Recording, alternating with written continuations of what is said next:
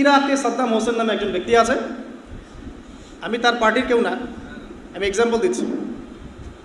তো সেই ব্যক্তির কাছে মারণাস্ত্র আছে, নিউক্লিয়ার ওয়েপেন্স আছে, ইত্যাদি ইত্যাদি।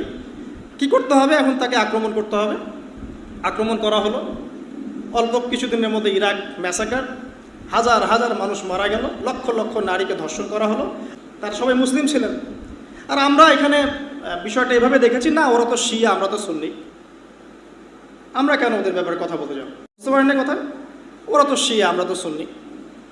কিন্তু যারা ওদেরকে মেরেছে ওরা এই হিসাবটা করে নাই, এই হিসাবটা আমরা করেছি।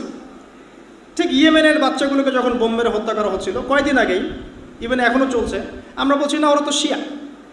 ওই বাচ্চাগুলো কি বোঝে শিয়া আর সুন্নির কি আছে? কার টাকায় অস্ত্র কিনে, কার ঘাড়ে বন্দুক রেখে ইয়েমেনে হামলা করেছে? আর কে হামলা করেছে? কে হামলা করেছে? কখনো এই বিষয়টা নিয়ে কথা বলতে চান না, আপনি খারাজির টাক খেয়ে যাবেন। খবরদার, খবরদার। তো একটা এক্সাম্পল দিতে গিয়ে এখানে আসলাম। ইয়েমেনের বাচ্চারা বোঝে শিয়া সুন্নি কি জিনিস? ওখানে লক্ষ লক্ষ মানুষ যে খাদ্যের অভাবে মারা গেল তারা বোঝে শিয়া সুন্নি কি জিনিস? আর যারা হামলা করেছে তারা কি অমুসলিম না মুসলিম?